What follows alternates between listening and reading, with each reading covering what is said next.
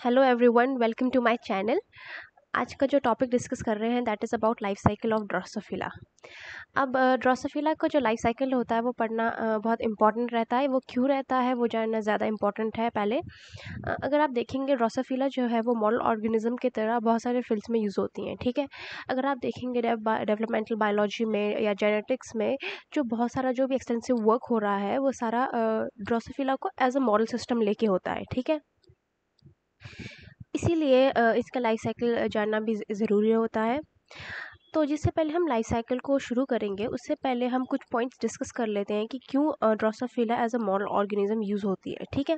तो जल्दी से ये शॉर्ट शॉर्ट पॉइंट्स देख लेते हैं, फिर उसके बाद लाइफ साइकिल पे आ जाते हैं, ठीक है। तो अगर आप यहाँ देखेंगे जो ड्रोसोफिला होती है ना, सबसे पहला तो ये होता है कि इसका कॉस्मोपॉलिटन इन डिस्ट्रीब्यूशन होता है, ठीक है। यानी कि बहुत सारे जगहों पे ये मिलती है, ठीक है। ये तो है ही। इसके साथ साथ इसका ये होता है कि एक एडवांटेज ये है ड्रोसोफिला को यूज़ करने का, हम इजीली नेचर से इसको कलेक्ट कर सकते हैं, ठीक है। आप इजीली कोई मीडिया बना के रखेंगे वो खुद वहाँ आ जाती है, तो इजीली नेचर से हम इनको कलेक्ट कर सकते हैं। तो इसमें कोई मुश्किल टास्क नहीं है इन्हें कलेक्ट करना, ओके। दूसरा चीज़ आता है कि इसमें एक important point shorter generation of time होता है, शॉर्टर जनरेशन टाइम, ओके। अब अगर आप देखेंगे जो ऑप्टिमम टेम्परेचर होता है इनका वो 25 डिग्री सेल्सियस होता है। 25 डिग्री सेल्सियस में 10 से 11 दिन ही लगते हैं ड्रोसोफिला को अपना एक पूरा लाइफ साइकिल जो है वो कंप्लीट करने के लिए, और ये काफ़ी ओके। वहीं पर ही अगर हम बात करेंगे तो लार्ज प्रोजेनी, ठीक है। लार्ज प्रोजेनी का होना ज़रूरी होता है, ठीक है। अब देखो अगर हम कोई भी काम कर रहे हैं, कोई स्टडी कर रहे हैं, जैसे हम इनहेरिटेंस ऑफ जीन्स पे स्टडी कर रहे हैं, फिनोटाइप्स पे स्टडी कर रहे हैं, तो उस पर लार्ज प्रोजेनी होना इज़ इम्पॉर्टेंट, ठीक है। तो ये भी एक एडवांटेजियस पॉइंट है इसका। आगे चल के अगर देखेंगे इसके अलावा और भी बहुत सारे पॉइंट्स होती हैं। अगर आप ड्रोसोफिला में देखेंगे तो बहुत सारे म्यूटेंट्स प्रेजेंट होते हैं, ठीक है। अब ये जो म्यूटेंट्स होते हैं इनमें शार्प फिनोटाइपिक डिफरेंसेस है, ठीक है। शार्प फिनोटाइप्स है जो हम इजीली अपने नेकेड आई से देख के ऑब्जर्व कर सकते हैं, ठीक है। अगर आप वाइट आई म्यूटेंट को देखेंगे तो उसका वाइट आई दिखेगा, ठीक है। तो इजीली आप उसको देख के ही पता कर सकते हैं, ठीक है। वहीं पर ही आगे चलते हैं। साथ में हाँ, वन ऑफ द पॉइंट इसका है कि इसमें सेक्सुअल डायमॉर्फिज्म होता है, ठीक है।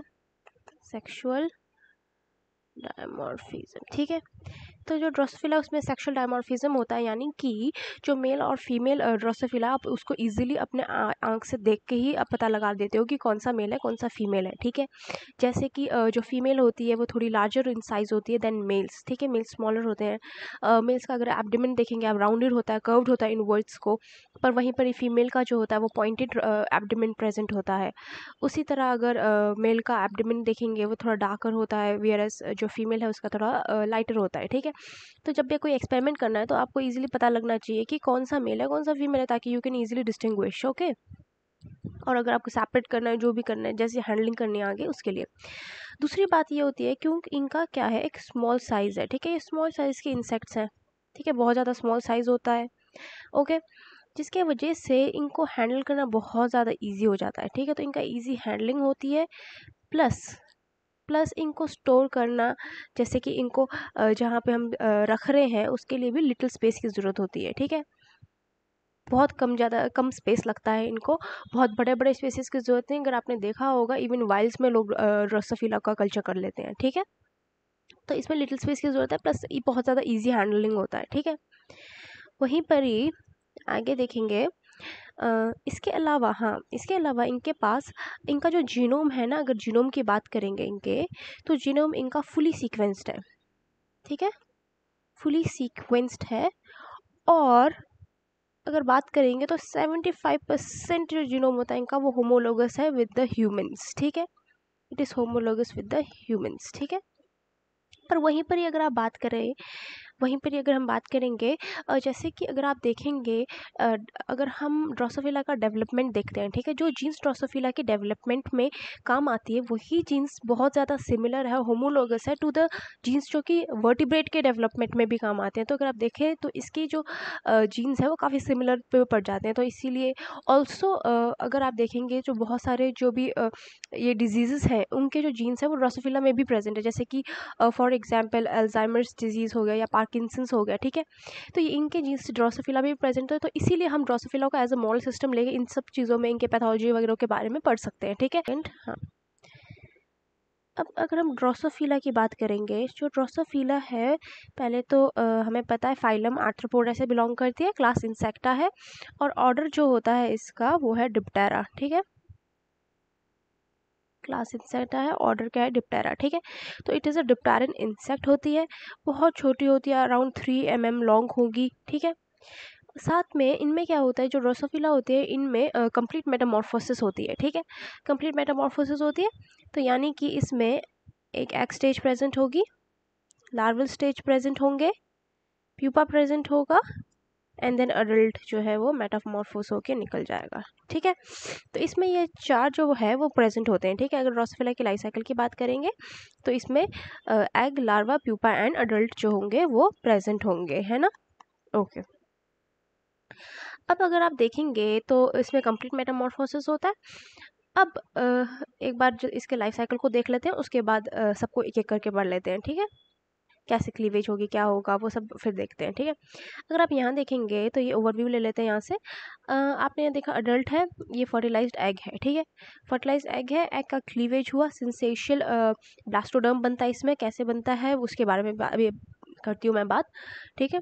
सिंसेशियल ब्लास्टोडर्म, गैस्ट्रुलेशन होता है, एम्ब्रियो बनता है, हैचिंग होती है, तो लार्वा आता है, ठीक है।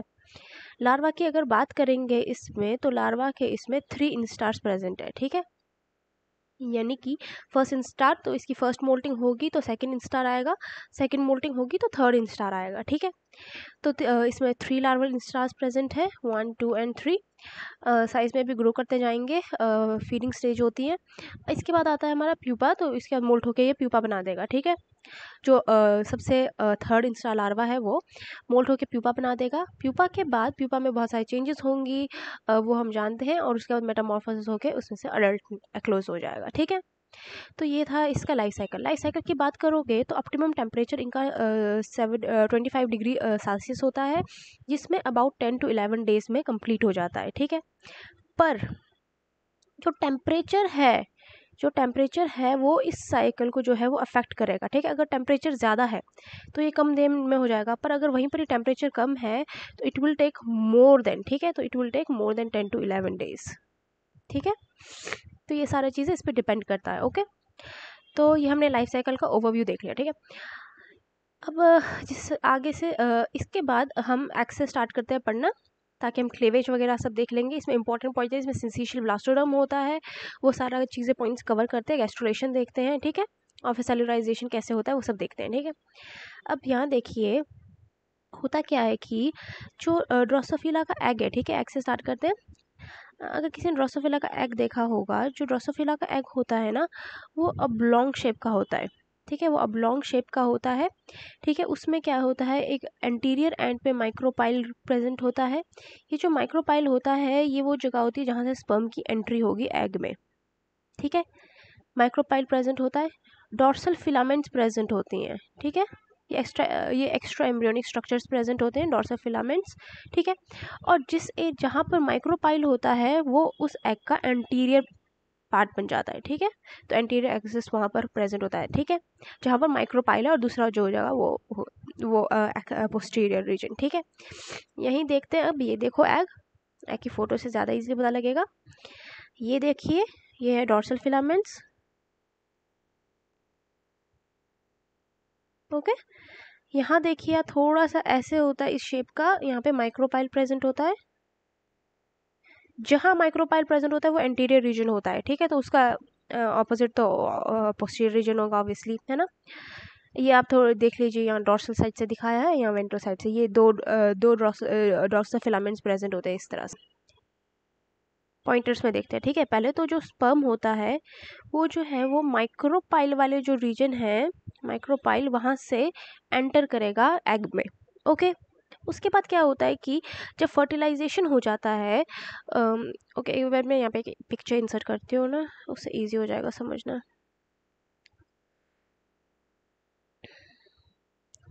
इस पिक्चर के थ्रू समझाती हूँ मैं, ठीक है। ओके, तो यहाँ सबको दिख रहा होगा। ये देखो, इस तरह से इसका ऑब्लॉन्ग शेप का क्या होता है, एग प्रेजेंट होता है। ये जो ये आगे है ये माइक्रोपाइल है। अच्छा, यहाँ पे लिखा है ये माइक्रोपाइल है, ठीक है। अब यहाँ देखिए, तो यहाँ पर जो है ये जो 30 मिनट्स हो गया फ्यूजन हो गया स्पर्म एंड एग न्यूक्लियाई का, तो यहाँ पर न्यूक्लियस प्रेजेंट है और इसके बीच में यूकी साइटोप्लाज्म प्रेजेंट होता है, ठीक है। अब इसके बाद होता क्या है कि अगर आप बाकी में देखो, ठीक है, जैसे कि फ्रॉग में देखो तो क्या होता है, क्लीवेज, ये वो क्लीवेज वाला पार्ट है, ठीक है। तो उसमें क्या होता है, अगर आप फ्रॉग फ्रूट में देखोगे तो उनमें क्या होता है कि जो यहाँ जायगोट होता है हमारे पास, ठीक है, उसमें क्लीवेज होती है तो 2 सेल स्टेज आ जाता है। आगे क्लीवेज होती है तो उसके बाद 4 सेल स्टेज आ जाता है। फिर आगे क्लीवेज होती है तो ऐसे ऐसे 8 सेल स्टेज आ जाते हैं ना, इस तरह से होता है। और अगर आप देखोगे तो यहाँ पर क्या है, साइटोप्लाज्म जो होता है इनका यहाँ से डिवाइड कर रहा है, ठीक है। ये जाइगोट है, ठीक है। तो यहाँ क्या है, साइटोप्लाज्म इस तरह से यहाँ बीच से डिवाइड हो रहा है। जब डिवाइड हो रहा है तो न्यूक्लियस भी डिवाइड होकर इधर जा रहा है और साइटोप्लाज्म भी डिवाइड हो रहा है और कंप्लीट पूरा मेम्ब्रेन बन के 2 सेल अलग बन रहे हैं, यहाँ 2 सेल स्टेज है, ठीक है। पर ये केस नहीं होता है ड्रोसोफिला में, कि जो न्यूक्लियस है वो तो डिवाइड करते हैं, ये न्यूक्लियस है ना, यहाँ पर देखो ये न्यूक्लियस है, ये तो डिवाइड करते हैं, बट जो साइटोप्लाज्म होता है वो डिवाइड नहीं होता है, ठीक है। जैसे कि बाकी एम्ब्रियोज में होता है इनिशियली, ठीक है। अब उनमें क्लीवेज होता है, तो यहाँ पर क्या होता है, जब इसमें शुरुआत में क्या होता है कि कोई भी साइटोप्लाज्म का क्लीवेज नहीं होता है, ना ही कोई सेल मेम्ब्रेन फॉर्म होगी, ना ही कोई सेपरेट, इस तरह से ऐसे सेपरेट नहीं होंगे वो लोग, ठीक है, जैसे यहाँ पर हो रहे हैं ना, यहाँ से बीच से सेपरेट हो रहा है और पूरा मेम्ब्रेन खुद का बन रहा है, साइटोप्लाज्म पूरा डिवाइड हो जा रहा है ना। वो केस यहाँ पर नहीं होता है, ऐसा कुछ भी नहीं होता है ड्रोसोफिला में, ठीक है। ड्रोसोफिला में क्या होता है कि यहाँ पर जो न्यूक्लियस है वो डिवाइड करता जाएगा, ठीक है, न्यूक्लियस का तो क्लीवेज होता जाएगा, पर जो साइटोप्लाज्म है उसका नहीं होगा और यहाँ पे कोई भी मेम्ब्रेन नहीं बनेगी, ठीक है। तो यहाँ बीच में ही बस न्यूक्लियस जो है वो डिवाइड करता जा रहा है, ठीक है ना, दिख रहा है ना सब। अब अगर आप आगे चल के देखेंगे तो क्या होता है कि जब ये न्यूक्लियर डिवीजन होती है ना, यहाँ देखो, तो यहाँ पर अराउंड ये वाला पार्ट में, यहाँ पर अराउंड जो न्यूक्लियर डिवीजन हो रही है, ठीक है, यहाँ पर न्यूक्लियर डिवीजन हो रही है, मैं साथ में पॉइंटर्स लिखते जाती हूँ। यहाँ पे न्यूक्लियर डिवीजन हो रहा है, साइटोप्लाज्म नहीं करेंगे तो यहाँ पर जब न्यूक्लियर डिवीजन होता है तो डिवीजन हो के अराउंड 6000 न्यूक्लियाई बीच में बन जाते हैं, ठीक है। 6000 न्यूक्लियाई जो होते हैं वो बीच में अराउंड बन जाते हैं आफ्टर 12 न्यूक्लियर डिविजन्स, ठीक है। जो 12 न्यूक्लियर डिविजन्स हो जाएंगे तो अराउंड 6000 जो न्यूक्लिया है वो वहाँ पे बीच में इकट्ठे हो जाते हैं, ठीक है, वो कॉमन साइटोप्लाज्म में प्रेजेंट होते हैं। अब क्या होता है कि जो एम्ब्रियो होता है वो एक ही सेल की तरह रहता है, ठीक है। अगर आप देखेंगे तो अगर ये देखेंगे, ठीक है, अगर आप देखेंगे तो अगर ये देखेंगे तो यहाँ एक ही सेल दिख रहा है ना, तो ऐसा लग रहा है it's like only one cell, but जिसमें इतने सारे थाउजेंड्स ऑफ क्या है न्यूक्लियाई जो है, न्यूक्लिया जो है वो क्या है प्रेजेंट है ना। न्यूक्लियाई वो यहाँ बीच से सारे ऐसे ऐसे माइग्रेट करने लग जाएंगे, ठीक है। जो पेरिफेरी होता है साइटोप्लाज्म के, वहाँ इस तरह से ऐसे ऐसे माइग्रेट करने लग जाएंगे, ठीक है। तो आपने देखा ये यहाँ प्रेजेंट था, यहाँ यहाँ यहाँ यहाँ यहाँ चले गए, यहाँ बीच से माइग्रेट करके यहाँ यहाँ यहाँ पेरिफेरी में चले गए, ठीक है। अब एक बार वो पेरिफेरी में चले गए, ठीक है, तो उसके बाद क्या होता है कि जब वो पेरिफेरी में चले जाते हैं तो ये कम्प्लीटली इस तरह से पेरिफेरी में आ जाएंगे, ओके।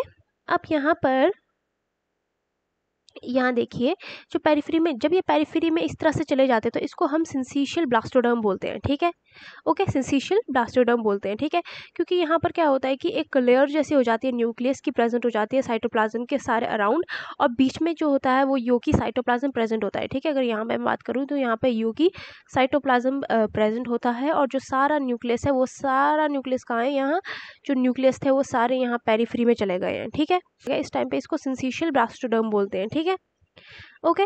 और ये जो सिंसिशियल ब्लास्टोडर्म है, अगर आप फ्रॉग को देखेंगे, ठीक है, तो फ्रॉग में हमारा वो वाला स्टेज आता है ना, ब्लास्ट्यूला स्टेज।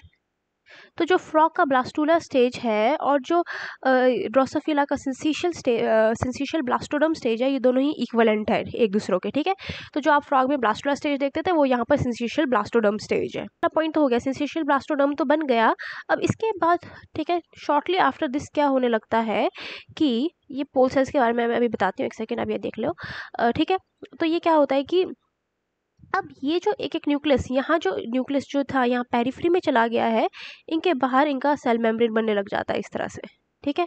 आपको दिख रहा होगा हर सेल के बाहर क्या है, हर न्यूक्लियस के बाहर क्या है, एक मेम्ब्रेन ऐसे ऐसे ऐसे ऐसे ऐसे मेम्ब्रेन बनती जा रही है ना। तो थोड़ा टाइम बाद क्या होता है कि जो मेम्ब्रेन है वो बनने लग जाता है न्यूक्लियाई के अराउंड में, एंड जो ब्लास्टोडर्म होता है अब वो ट्रूली सेलुलर बन चुका है, ठीक है।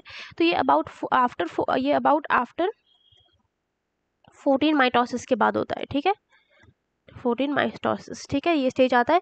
और अब देखो क्योंकि ये पूरा ऐसे सेल्स की तरह बन गया है तो इसको इस टाइम पे हम सेलुलर ब्लास्टोडर्म बोलते हैं, ठीक है। तो ये सिंसिशियल ब्लास्टोडर्म था जब ये कवर्ड नहीं था, वो पेरिफेरी में गए थे, और ये अब हमारा बन गया सेलुलर ब्लास्टोडर्म, ठीक है। ओके, आई होप सबको क्लियर हो रहा है ये बात। हाँ, यहाँ पे मैंने बोला ये पोल सेल्स भी आए गए, ठीक है। एक सेकेंड ना, मैं सबको डिलीट कर लेती हूँ, फिर शुरू से देख लेते हैं एक बार।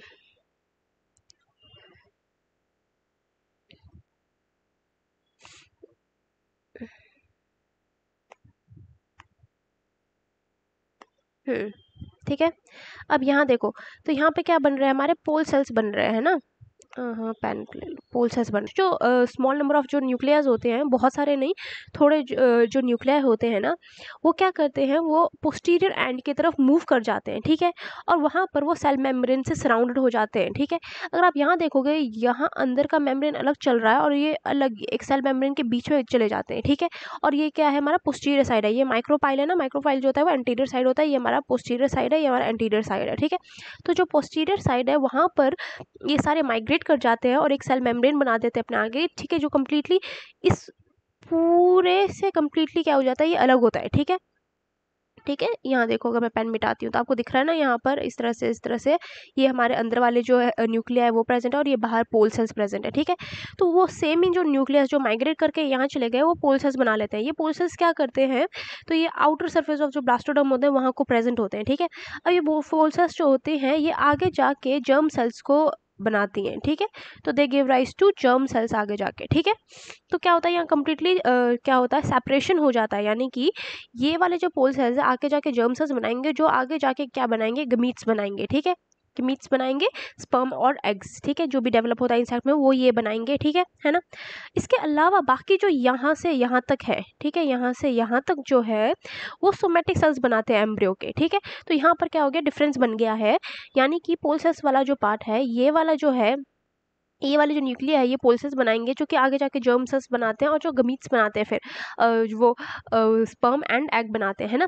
उसी तरह से अगर अब बाकी का जो इधर है ब्लास्टोडर्म, जो बाकी का ब्लास्टोडर्म बचा है, वो जो होता है वो सोमैटिक जो भी सेल्स होती हैं एम्ब्रियो की उसको बनाती हैं, ठीक है। ओके, ये देखो, यहाँ देखो, तो पहले क्या था हमारे पास, ये जाइगोट है हमारा, फ्यूजन हो चुका है, एक न्यूक्लियस प्रेजेंट है, यू की साइटोप्लाज्म है, ठीक है। ये सब न्यूक्लिया जो होते हैं वो डिवाइड करना शुरू हो जाएंगे, पर यहाँ पर डिफरेंस ये होता है कि बाकियों से कि अगर आप देखोगे तो यहाँ पर साइटोप्लाज्म डिवाइड नहीं कर रहा है, ठीक है। तो ये धीरे धीरे क्या करते हैं, सारे इस तरह से पेरिफ्री में जाना शुरू कर जाते हैं। जब पेरिफ्री में जाते हैं सिंसिशियम बनाते हैं।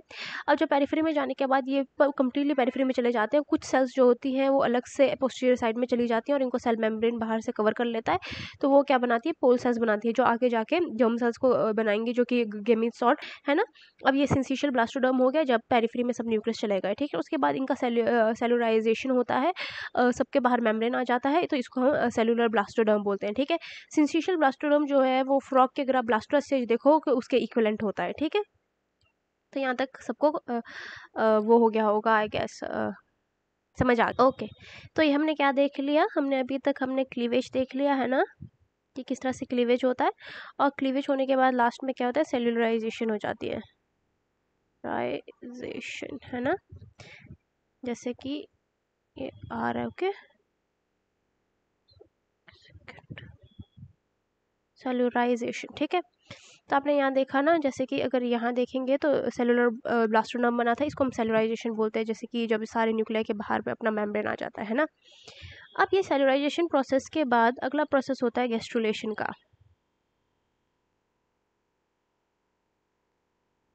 ठीक है। गैस्ट्रुलेशन का सबको पता है कि जो गैस्ट्रुलेशन होता है उसमें क्या होता है, सेल मूवमेंट्स प्रेजेंट होती हैं, ठीक है, सेल की जो मूवमेंट्स है वो होती हैं। गैस्ट्रुलेशन प्रोसेस में सेल मूवमेंट्स होती हैं, और क्या होते हैं, इसमें 3 जो जर्म लेयर्स है वो बनते हैं, जो कि है एक्टोडर्म, मीजोडर्म एंड एंडोडर्म, है ना। तो ये जो 3 जर्म लेयर्स है वो बनती है, ठीक है। अब गैस्ट्रेशन में होता क्या है कि अगर आप यहाँ देखेंगे सेलुलाइजेशन में जो ये सारे जो ये एपिथेलियल लाइन ऑफ ये सेल्स प्रेजेंट है, एपिथेलियल सेल्स प्रेजेंट है, ये सेलुलर ब्लास्टोडर्म है, यही आगे जाके इन 3 जो जर्म लेयर्स है उनको बनाती हैं, ठीक है। अब गैस्ट्रेशन में क्या होता है कि सेल के मूवमेंट्स होते हैं, यानी कि जो सेल्स है वो मूव करती हैं टू देयर फ्यूचर पोजीशन, जहाँ उनका फ्यूचर पोजीशन वहाँ को वो क्या करती है, मूव करती हैं और जो भी इनको स्ट्रक्चर बनाना है वो बनाती हैं, ठीक है। ओके, अब ये सब कैसे होता है इसको डायग्राम से समझते हैं। तो अब इसको एक डायग्राम के थ्रू समझ लेते हैं, ये ठीक है। अब एक बार उसी पे फोकस करना जो पॉइंट मैं बताऊंगी, जो कलर मैं बताऊंगी फिर धीरे धीरे आगे का बताऊंगी, ठीक है। अगर आप यहाँ देखेंगे ये रेड वाला रीजन है, इस पे फोकस करना, ये वेंट्रल रीजन है और ये क्या है, डोर्सल रीजन है, ठीक है। ये एंटीरियर रीजन, ये पोस्टीरियर रीजन। तो मोस्ट वेंट्रली जो ये रेड कलर है ये क्या बनाता है, ये फ्यूचर मेसोडर्म बनाता है, ठीक है। अब क्या होता है कि सबसे पहले आप इसी पे फोकस करना, ये इसके जो सेल्स है वो इंटरनलाइज होना शुरू कर जाते हैं, इंटरनलाइज होना शुरू करते हैं, इंटरनलाइज होते होते एक ट्यूब लाइक स्ट्रक्चर बनाता है ये। अगर आप यहाँ देखेंगे इस तरह से ट्यूब की तरफ बंद हो रहा है ये पूरा, है ना, और यहाँ पूरा ट्यूब बना चुका है, ठीक है, ट्यूब लाइक स्ट्रक्चर बनाता है। अब ये ट्यूब लाइक स्ट्रक्चर से क्या होता है कि सेल के मूवमेंट शुरू होते हैं, जहाँ पर उनका फ्यूचर, जहाँ पे भी उन्हें जो भी फ्यूचर पोजीशन है उनका, उस तरफ वो माइग्रेट करना शुरू होंगे। किस तरह से, वो इस ट्यूब के ऊपर से सेल्स होती है वो निकलती है और वो इस तरह से इंटरनली इस तरह से ऊपर को जाने लग जाती है, ठीक है। दिख रहा है ना ये रेड कैसे ऊपर को है और ये एरो दिख रहा है, तो इस तरह से ये ऊपर को जाने लग जाती है, ठीक है। अब क्योंकि जो मेसोडर्म होता है ना वो दो आगे सब डिवाइड होके, एक तो विस्ट्रल मेसोडर्म बनाता है और दूसरा सोमेटिक मेसोडर्म बनाता है। जो विस्ट्रल मेसोडर्म है वो आगे जाके कनेक्टिव टिश्यूज बनाता है ना, जो भी ये इंटरनल ऑर्गन गट सब जगह प्रेजेंट होंगे, और ये आगे जो कि बॉडी के जो भी मसल्स है वो बनाएगा, ठीक है। तो ये इस तरह से फ्यूचर में आगे जाके इस तरह से ये चीज़ें बनाएगा, ठीक है। तो ये रेड वाला था मेसोडर्म। अब वहीं पर अगर आप यहाँ देखेंगे, अगर आप ये इस पे ध्यान देंगे, ये जो ब्लू है डार्क ब्लू, ठीक है, जो ये लाइट ब्लू है ये तो एक्टोडर्म के सेल्स है, जो डार्क ब्लू है वो क्या है, नर्वस टिश्यू बना रहे हैं, ठीक है। तो ये जो ब्लू सेल्स होती है ना ये भी, अब देखो कि अगर आप बात करोगे नर्व कॉर्ड की, ठीक है, तो जो अगर हम वर्टिब्रेट्स की बात करते हैं, नर्व कॉर्ड कहाँ प्रेजेंट होता है, वो डॉर्सल साइड प्रेजेंट होता है ना, dorsal side nerve cord present होता है। पर इंसेक्ट में ऐसा नहीं होता है, इंसेक्ट्स में क्या होता है कि जो नर्व कॉर्ड होता है वो वेंट्रल साइड में प्रेजेंट होता है, ठीक है, तो वेंट्रल साइड में वो प्रेजेंट होगा। तो अगर आप यहाँ देखेंगे ये जो डार्क ब्लू के लाइंस इस तरह से, ये वेंट्रल साइड में, ये आगे जाके जो भी है, ठीक है, ये जो एक्टोडर्म है ये पूरा एक्टोडर्म रीजन है, ये एक्टोडर्म रीजन आगे जाके नर्वस सिस्टम बनाएगा जो कि वेंट्रल साइड में बनाएगा, ठीक है। यहाँ देखेंगे तो ये जो ब्लू है ये क्या है, हमारा नर्वस सिस्टम है। तो इस तरह से क्या है, जो एक्टोडर्म होता है वो नर्वस सिस्टम बनाता है, ठीक है। अब वहीं पर ही इसी साथ में अगर आप देखोगे, एक सेकेंड में इतना डिलीट कर लेती हूँ ना, यहाँ तक सबको पता लग गया ना, इसको डिलीट कर दूँ तो। अब यहाँ देखोगे, अगर अगर आप यहाँ देखेंगे जो ये येलो वाला एरिया है, अब ठीक है, इस पर फोकस करना।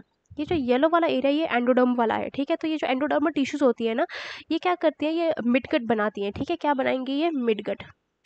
अगर इंसेक्ट की हम बात करेंगे तो ड्रोसोफिला क्योंकि एक इंसेक्ट है, इंसेक्ट में क्या होता है, जो मिडगट वाला पोर्शन होता है, और ये देखो अगर मैं बोलूँगी ये एक एम्ब्रियो है, ठीक है, ये है फोरगट, ये है मिडगट और ये है हाइंड गट, ठीक है। हाइंड गट समझ जाएंगे ना, मिडगट और ये फोरगट, है ना। तो जो फोरगट और जो ये होते हैं ये तो बनते हैं एक्टोडर्म से, ठीक है। जो हाइंड गट है और फोरगट है वो एक्टोडर्म से बनता है, जो बट जो मिडगट होता है वो एंडोडर्म से बनता है, ठीक है। किससे बनेगा, एंडोडर्म से।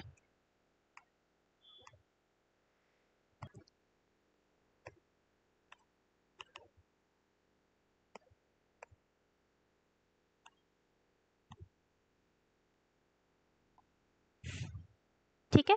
तो इंसेक्ट में क्या होता है कि हाइंड गट और जो फोर गट होते हैं वो एक्टोडर्म से बनते हैं, जबकि जो मिड गट होता है वो एंडोडर्म से राइज होता है, ठीक है। तो अब यहाँ देखो, अगर यहाँ देखेंगे इस येलो पार्ट पे फोकस रखना है, ठीक है। तो ये जो एंडोडर्मल टिश्यूज हैं ये यहाँ पर प्रेजेंट है, ये क्या करते हैं, ये जो एंडोडर्मल टिश्यूज है ये ऐसे अंदर को इन्वेजिनेट होना शुरू करते हैं, ठीक है। जो सेल्स है वो अंदर को मूव करती हैं, अंदर को ऐसे धीरे धीरे अंदर को मूव करती है। जब ये अंदर मूव करती है तो लास्ट में ये बिल्कुल बीच में आ जाती है, तो ये क्या बनाती है, मिडगट बनाती है, ठीक है। तो ये क्या बनाएंगे, मिडगट बनाएंगे, जिसमें बताया जो एंडोडर्म होते हैं वो मिडगट बनाता है, ठीक है। वहीं पर ही अगर आप साथ में देखेंगे तो साथ में कुछ एक्टोडर्म के सेल्स भी इसके साथ साथ अंदर को आ रहे हैं, ठीक है। तो यहाँ से भी इस तरह एक्टोडर्म के सेल्स आ रहे हैं, यहाँ से भी इस तरह से एक्टोडर्म के सेल्स आ रहे हैं। ये जो एक्टोडर्म के सेल्स होते हैं ये हाइंड गट और फोरगट बनाएंगे, ठीक है। हाइंड गट और यहाँ आगे को जाए वो फोरगट बन जाएगा, ठीक है, इंटीरियर पे फोरगट, ठीक है। तो हाइंड और फोरगट जो होता है वो हमारे किससे बना है, एक्टोडर्म से बना है। मिडगट हमारा एंडोडर्म से बना है, ठीक है। तो ये पॉइंट याद रखना। ये वाला हो गया, नर्वस टिश्यू बन गया, ठीक है। मिडगट से हमारा वो जो सब कुछ बन गया है ना, हाइंड गट बन गया, मिडगट बन गया। इसके बाद जो इसके सबसे ऊपर जो एंडोडर्मल सेल्स होते हैं, अगर आप ये लाइट ब्लू में देखेंगे, ठीक है, ये हमारे सारे एक्टोडर्मल सेल्स है। ये एक्टोडर्म सेल्स जो होती हैं ये पूरी फैल जाती है बाहर को, ठीक है, पूरी फैल जाती है बाहर को। और ये क्या बनाती है, एपिडर्मिस सेल बनाना शुरू कर देती है, ठीक है, एपिडर्मिस, ठीक है। और क्या बनाना शुरू करती है, एपिडर्मिस बनाना शुरू करती है, ठीक है। तो इस तरह से जो होता है इनका ये बनने लगता है, ठीक है। अब क्या होता है कि अगर जो ये आउटर एक्टोडर्म है इसने तो क्या बना दिया, एपिडर्मिस बना दिया, ठीक है। अब इनसेक्ट में होता है क्या है, जो ये एक्टोडर्म होता है, ठीक है, ये वाला पार्ट तो सबको समझ आ गया ना, ये वाला। अब अगर हम यहाँ देखेंगे, इधर आके देखते हैं, ठीक है। अब जो ये एक्टोडर्म होते हैं ना, एक्टोडर्म और जो मीजोडर्म, ठीक है, ये जो होते हैं ये डिवाइड करते रहते हैं, ठीक है। जो पूरा ड्यूरिंग गैस्ट्रुलेशन, ठीक है, ड्यूरिंग गैस्ट्रुलेशन ये क्या करते रहते हैं, डिवाइड करते रहते हैं ड्यूरिंग गैस्ट्रुलेशन, ठीक है। पर जैसे ही एक बार एपिडर्मल सेल्स जब क्या बोलता है कि ओके, ठीक है, तो ये क्या करते हैं, ड्यूरिंग गैस्ट्रुलेशन क्या होता है, डिवाइड करते हैं। पर जैसे ही जब एपिडर्मल सेल कम्प्लीटली बनने लग जाता है, ठीक है, गैस्ट्रुलेशन होने लगता है और एपिडर्मल सेल्स क्या कर जाते हैं, ये स्टॉप कर जाते हैं डिवाइड करना। तो इस टाइम पे ये क्या करते हैं, सिक्रीट करते हैं एक thin cuticular layer, thin cuticle layer, ठीक है। अब अगर इंसेक्ट को देखोगे तो इंसेक्ट के बाहर पे एक्सोस्केलेटन प्रेजेंट होता है, ठीक है। ये ड्रोसोफिला का पिक्चर का है, एक सेकेंड ना, उसमें से दिखाती हूँ। हाँ, अगर आप इंसेक्ट की बात करते हैं ना, तो इंसेक्ट के बाहर एपिडर्मिस सेल के बाहर भी ना एक थिक कवरिंग सी होती है जिसको हम एक्सोस्केलेटन बोलते हैं, ठीक है। इनके बाहर क्या प्रेजेंट होता है, एक्सोस्केलेटन प्रेजेंट होता है, ठीक है। अब जो ये एक्सोस्केलेटन होता है it is like a cuticle, ठीक है। ये जो क्यूटिकल है ये प्रेजेंट होता है इनके पास, है ना। हाँ, ठीक है। तो ये क्यूटिकल जो लेयर होता है एक्सोस्केलेटन जिसको हम बोलते हैं, तो इंसेक्ट के पास ये प्रेजेंट होता है। तो जो एपिडर्मिस सेल्स होती है वो एक्सपोज नहीं होती है पूरी बाहर, उसके बाहर एक एक्सोस्केलेटन प्रेजेंट होता है जो कि क्यूटिकल लेयर होता है, ठीक है। तो ये जो होता है वो सिक्रीट करना शुरू कर देता है इन थिन क्यूटिकल लेयर को। और ये जो क्यूटिकल लेयर्स होती है ना, इसमें मेनली क्या होता है कि प्रोटीन्स प्रेजेंट होती है बहुत सारी, है ना, और साथ में काइटिन होता है। ये सारा एक मैशवर्क बनाता है जिससे ये क्या बनाता है, एक हार्ड कवरिंग बनाता है, ठीक है, एक हार्ड कवरिंग बनाता है, ओके। तो ये बन जाएगा और फिर कम्प्लीटली पूरा हार्ड हो जाएगा, बाहर से एक्सोस्केलेटन बन जाएगा, क्योंकि वो स्केलेटन है, हार्ड होता है, एक्सो है, बाहर है, एक्सटर्नल स्केलेटन की तरह, ठीक है। तो इस तरह से जो है कंप्लीट हो जाता, ओके। अब जब एक बार गैस्ट्रुलेशन हो गया, ठीक है, गैस्ट्रुलेशन के बाद इसमें एक नेक्स्ट चीज़ होती है जो कि यही लिख दो, ठीक है। गैस्ट्रुलेशन हो गया, गैस्ट्रुलेशन के बाद जर्म बैंड एक्सटेंशन होता है।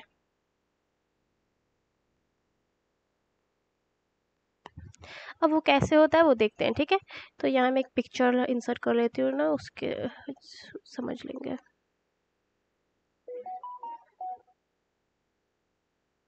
यहाँ देखो, ये तो गैस्ट्रेशन वाला पार्ट है, अर्ली गैस्ट्रेशन। जब मैंने कहा था ना वेंट्रल में मीजोडर्म जो होता है वो अंदर को जाके उसके सेल इंटरनलाइज होते हैं और एक ट्यूब लाइक स्ट्रक्चर बनाने लग जाते हैं।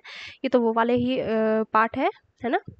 अब यहाँ देखोगे तो जर्म बैंड एक्सटेंशन, इसमें क्या होता है ना, जब गैस्ट्रेशन होता है जो कि ब्लास्टोडर्म का जो सेंट्रल बॉडी होता है उसको जर्म बैंड बोलते हैं, ठीक है। अब यहाँ लिख के दिख रहा होगा जर्म बैंड, है ना। जो ये जर्म बैंड होता है वो क्या करता है, वो वेंट्रली प्रेजेंट होता है पर वो धीरे धीरे इस तरह से क्या करता है, वो एक्सटेंड होना शुरू करता है, ठीक है। ये जो जर्म बैंड है, जर्म बैंड यानी कि जो सेंट्रल बॉडी है ब्लास्टोडर्म का, ठीक है, ब्लास्टोडर्म का जो सेंट्रल बॉडी इस तरह से एक्सटेंड होना शुरू करता है वेंट्रली साइड से। और जो डॉर्सल साइड है ना, अब ये देखो पोस्टीरियर साइड से होता होता, ठीक है। ये जो हाँ, ऑल्सो जो जर्म बैंड है ना, ये मेन जो ट्रंक रीजन होता है एम्ब्रियो का, वो वाला रीजन होता है, मेन ट्रंक रीजन होता है। और ये क्या करता है, एक प्रोसेस होता है इसमें, एक्सटेंशन होता है, ठीक है, एक एक्सटेंशन वाला प्रोसेस होता है। अब इस प्रोसेस में क्या होता है, ये जो एक्सटेंशन होता है कैसे होता है कि ये जो पोस्टीरियर वेंट्रली तरफ से, ये जो पोस्टीरियर तरफ से होता होता है क्या करता है, पोस्टीरियर एंड से ऊपर होता होता है जो डॉर्सल साइड है उसके ऊपर इस तरह से क्या करता है, एक्सटेंड करता है, ठीक है, ठीक है। तो इसको बोलते हैं हम जर्म बैंड एक्सटेंशन, ठीक है। तो ये जो जर्म बैंड एक्सटेंशन है वो इस तरह से होती है, ठीक है। पर क्या होता है अभी तो मैंने बोला कि जर्म जो है, जर्म बैंड जो होता है वो एक्सटेंशन होता है, इस तरह से वो ऊपर को आता है, ठीक है। पर एक बार जब एम्ब्रियो कंप्लीटली बन जाता है तो उसके बाद क्या होता है, ये जो जर्म बैंड है ये रिट्रैक्ट करना शुरू करता है, ठीक है। ये रिट्रैक्ट करना शुरू करता है और थोड़ा सा पीछे को आना शुरू करता है, ठीक है। तो उस टाइम पे क्या करता है, ये रिट्रैक्ट करता है। जब एम्ब्रियोनिक डेवलपमेंट पूरा कंप्लीट हो जाएगा उस टाइम पे ये रिट्रैक्ट करना शुरू करता है, ठीक है। तो ये था जर्म बैंड एक्सटेंशन। अब जर्म बैंड एक्सटेंशन के बाद दूसरा जो स्टेप आता है वो आता है सेगमेंटेशन। सेगमेंटेशन, ठीक है। अब देखो, ठीक है, तो ये गैस्ट्रुलेशन हो गया, हमारा जर्म बैंड एक्सटेंशन हो गया। वहीं देखो आप सेगमेंटेशन। सेगमेंटेशन में क्या होता है ना, सेगमेंटेशन में अगर हम बात करेंगे तो जो ये ओके, है ना। जब जैसे जैसे जब जर्म बैंड एक्सटेंशन होने लगता है, ठीक है, तो क्या होता है कि जो सेगमेंटेशन है वो भी शुरू हो जाता है। एक्सटर्नली जो होते हैं वो इस तरह से ग्रूव्स बनने शुरू हो जाते हैं, ठीक है। इसमें होता क्या है कि बहुत सारे इवनली स्पेस्ड इस तरह से ऐसे ऐसे ग्रूव्स जो होते हैं वो इवनली स्पेस्ड होते हैं, वो बनना शुरू करते हैं, ठीक है। वो बनने का शुरू करता है, वो पूरा ले डाउन होने लगता है। इसके पीछे जो भी हॉर्मोन्स जो भी इंक्लूड होता है वो हम अभी नहीं पढ़ रहे हैं, वो जब setting up of body axes वाला टॉपिक चलेगा तो उस टाइम में कवर करेंगे। बट फिलहाल आप समझो कि वो इवनली स्पेस इस तरह से ग्रूव बनने लगते हैं और इनको हम बोलते हैं पैरा सेगमेंट्स। अब मैंने बोला पैरा सेगमेंट्स, मैंने इनको सेगमेंट्स नहीं बोला जबकि ये सेगमेंट्स है, पर मैंने इनको पैरा सेगमेंट बोला। पैरा सेगमेंट इसीलिए जब ये वाला स्टेज होता है एम्ब्रियोनिक स्टेज, ठीक है, इस टाइम पे इनमें पैरा सेगमेंट होता है, ठीक है। पर जब ये अडल्ट बनते हैं, ठीक है, जब अडल्ट बनते हैं तो इसमें सेगमेंट्स आ जाते हैं। अब मैं बोल रही हूँ, ठीक है, सेगमेंट हो रहा है, पैरा सेगमेंट सेगमेंट में डिफरेंस है, ठीक है। जब ये अडल्ट बनता है तो उस टाइम पे सेगमेंट्स प्रेजेंट होती हैं, ठीक है। अब होता क्या है कि जो पैरा सेगमेंट्स है, जो पैरा सेगमेंट है ना, ये एक काइंड ऑफ सेगमेंट्स को ही बनाता है, ठीक है। बट ये सेगमेंट नहीं होता है, क्यों? क्योंकि इसमें कैसे होता है कि अगर आप यहाँ देखेंगे, एक सेगमेंट है, दूसरा सेगमेंट, तीसरा सेगमेंट, चौथा सेगमेंट, पांचवा सेगमेंट, ठीक है। तो इस तरह से जो थे सेगमेंट प्रेजेंट है, ठीक है। ये थे हमारे पैरा सेगमेंट्स, ठीक है। पैरा सेगमेंट्स पूरे 14 होते हैं, ये 1 2 3 4 5 6 7 8 9 10 और पूरे 14 होंगे, ठीक है, इस तरह से। पर जब ये अडल्ट में सेगमेंट्स बनते हैं उस टाइम पे ना होता क्या है कि अडल्ट के टाइम पे इसका, ठीक है, इसमें क्या होता है कि जो पोस्टीरियर एंड होता है और जो एंटीरियर एंड होता है, ठीक है, दूसरे का हाफ का, ठीक है, वो मिलके एक सेगमेंट बनाता है, ठीक है। तो इस तरह से होता है, तो इसीलिए जो पैरा सेगमेंट्स है वो सेम नहीं है, वो अलग अलग है, ठीक है। क्योंकि जो सेगमेंट बनता है वो फ्यूजन से बनता है। जो पोस्टीरियर और जो एंटीरियर हाफ्स होते हैं एडजेसेंट पैरा सेगमेंट्स के, ये एडजेसेंट पैरा सेगमेंट के जो पोस्टीरियर और एंटीरियर जो हाफ्स होते हैं वो मिलके एक सेगमेंट बनाते हैं, ठीक है। तो ये इस तरह से होता है, ये काइंड ऑफ अ बेसिस है जिसके ऊपर सेगमेंट्स बनेंगे अडल्ट में, ठीक है। तो आप ये मान के चल सकते हैं, it is kind of a basis जिसके ऊपर वो बनेगा, अडल्ट के सेगमेंट्स बनेंगे, है ना। ओके, तो इस तरह से पैरा सेगमेंट्स प्रेजेंट होते हैं इनमें, इसलिए इनको बोलते हैं para segments, not completely, it's not segments, ठीक है। तो अडल्ट में ये डिफरेंट होगा, ठीक है। अब अगर मैं बात करूंगी तो पैरा सेगमेंट्स की, जो पैरा सेगमेंट्स होते हैं ना वो पूरे 14 प्रेजेंट होते हैं, ठीक है। 14 पैरा सेगमेंट्स प्रेजेंट होते हैं, जिसमें से कि इसी 14 में, ठीक है, पूरे 14 पैरा सेगमेंट प्रेजेंट होते हैं। इसमें से जो शुरू के 3 है वो तो माउथ पार्ट्स बनाएंगे, ठीक है। थोड़ा बड़ा कर लेती हूँ, क्यों नहीं हो रहा है, ठीक है। जो शुरू के 3 है वो क्या है, वो माउथ पार्ट्स बनाएंगे, है ना, ठीक है। इसके बाद बाकी के जो आगे के 3 होते हैं वो थोरेसिक रीजन बनाएंगे, माउथ पार्ट्स ऑफ हेड मतलब हेड रीजन बनाएंगे पूरा, ठीक है। थोरेसिक रीजन बनाएंगे जो बाकी के 3 होंगे, और जो 8 होते हैं वो बनाते हैं एब्डोमेन, ठीक है। तो इस तरह से पूरे 14 पैरा सेगमेंट्स जो होते हैं वो प्रेजेंट होते हैं, ठीक है। तो यहाँ पर अगर आप देखेंगे तो हमने क्या क्या कंप्लीट कर लिया, हमने क्लीवेज देख लिया था शुरू में, ठीक है, क्लीवेज कैसे होता है देख रहा है, फिर सेलुलाइजेशन हमने देख लिया था, ठीक है, गैस्ट्रुलेशन हमने देख लिया, गैस्ट्रुलेशन के बाद हमने जर्म बैंड एक्सटेंशन देखा और उसके बाद हमने सेगमेंटेशन देखा, ठीक है। तो यहाँ पर जो ये एम्ब्रियो का है वो कंप्लीट होता है, ठीक है। अब इसके बाद जो होता है हैचिंग होती है, ठीक। अब हमारा जो भी एम्ब्रियो है वो क्या करेगा, हैचिंग होगी, ठीक है। तो मान लो ये हमारा एग था, ठीक है। अब क्या होगी, हैचिंग होगी, हैचिंग होके हमारे पास लार्वा आता है, ठीक है। लार्वा की बात कर लेते हैं एक बार। लार्वा जो होते हैं ना, इनके पास इनके जो लार्वाज होते हैं लेग्स प्रेजेंट नहीं होती है ना, विंग्स तो ऑब्वियसली नहीं होता है प्रेजेंट, ठीक है। फीडिंग स्टेज होती हैं, मोटाइल होती है, ठीक है। ये तो बिल्कुल बेसिक बात है, ठीक है। इस तरह से ये तो सबको पता होना चाहिए, बेसिक बातें हैं, ठीक है। तो लार्वा थे, अब हैच होने के बाद लार्वा राइज होता है, ठीक है। अब लार्वा की बात कर लेते हैं एक बार। तो यहाँ पिक्चर है कहीं एक, हाँ इससे बात कर लेते हैं, ठीक है। तो अगर आप यहाँ देखोगे जो लार्वा है वो इस तरह से दिखता है, ठीक है। लार्वा है, एपोडस है, पैर नहीं प्रेजेंट होते, नो लेग्स, ठीक है। हेड प्रेजेंट होता है, साथ में अगर यहाँ स्टार्टिंग के पास पे यहाँ पर इनके ना एक्रोन प्रेजेंट होता है, हैंड राइटिंग समझना है, एक्रोन, ठीक है। और लास्ट में यहाँ पर टेल्सन प्रेजेंट होता है। टेल्सन और एक्रोन को हम सेगमेंट्स नहीं बोलते क्योंकि they are not a true segment नहीं होते ये, इसीलिए, ठीक है। तो स्टार्टिंग में जो हेड के पास जो होता है सबसे आगे एक्रोन प्रेजेंट होता है और पीछे अगर लास्ट में बात करेंगे तो टेल्सन प्रेजेंट होता है, ठीक है। ये फर्स्ट इंस्टा लार्वा है, ठीक है। अब बीच में इसमें 3 थोरेसिक सेगमेंट्स प्रेजेंट होती है और एक एब्डोमिनल सेगमेंट्स प्रेजेंट होती है, आपको दिख रहा है ना। अब अगर ये वाला हेड वाला पोर्शन है, अगर बात करेंगे तो अगर आप यहाँ देखेंगे लार्वा के, तो जो ये एब्डोमिनल सेगमेंट्स है ना, इसके यहाँ एंटीरियर में कुछ इस तरह से टूथ लाइक स्ट्रक्चर से थोड़ा रिजिड लाइक स्ट्रक्चर दिख रहा है। ये डेंटिकल्स होते हैं, इनको डेंटिकल बेल्ट बोलते हैं या डेंटिकल्स, ठीक है। ये इनको बेल्ट बोलते हैं, ठीक है। ये जो डेंटिकल्स होते हैं ये वेंट्रली प्रेजेंट होते हैं, ठीक है। और ये किस काम आते हैं, अगर आप ढंग से देखेंगे दिख रहा होगा ना, रिजिड जैसा दिख रहा है ना। ये अगर ये एक सेगमेंट है, इस सेगमेंट के एंटीरियर हाफ में दिख रहा है रिज जैसा, है ना। तो ये सारे क्या होते हैं, ये डेंटिकल्स होते हैं। ये जो डेंटिकल्स होते हैं ना, ये किसके लिए होते हैं, ताकि ये इजीली मूवमेंट के टाइम पे वो ट्रैक्शन के लिए थोड़ा, ठीक है। तो इसीलिए इसके काम आते हैं, ठीक है। तो इनको डेंटिकल्स बोलते हैं, ये बेल्ट की तरह सराउंड करते हैं वेंट्रली, है ना। इस तरह से जो होता है ये फर्स्ट इंस्टा लार्वा है, ठीक है। इस तरह से दिखते हैं। अब क्या होता है कि अगर हम ड्रोसोफिला की बात करेंगे तो इसमें 2 मोल्टिंग होती है, ठीक है। जब फर्स्ट मोल्टिंग होगी यहाँ पर, फर्स्ट मोल्टिंग, तो सेकेंड लार्वल इंस्टार बनेगा, ठीक है। साइज ग्रो होगा फीड कर करके, है ना। साइज ग्रो हो जाता है, शेडिंग होगी क्यूटिकल की, उसके बाद वो लार्वा बनेगा, है ना। अब यहाँ पर सेकेंड मोल्टिंग होती है और थर्ड लार्वल इंस्टार बनता है, ठीक है। थर्ड लार्वल इंस्टार, ये स्टार्टिंग में ही हमने देख लिया था उस ओवरव्यू पिक्चर में, थर्ड लार्वा इंस्टार बनता है, ठीक है। तो 3 लार्वा इंस्टार इसमें प्रेजेंट होते हैं। इसके बाद यहाँ से क्या होता है, एक और एक मोल्टिंग होती है और उसके बाद वो कन्वर्ट हो जाता है इनटू प्यूपा। अब यहाँ पे हमारा क्या बन जाता है, प्यूपा बन जाता है, इस तरह से, है ना। प्यूपा बन जाता है। अब क्या होता है, जो भी चेंजेस होते हैं ना वो प्यूपा के अंदर होते हैं, ठीक है। अब हमने देखा कि ओके इसके पास तो विंग्स भी नहीं है ना कुछ लेग्स है, ठीक है। अब इसने क्या बनाना है, ड्रोसोफिला बनाना है, जिसके पास ड्रोसोफिला जो इस तरह से दिखती है ना,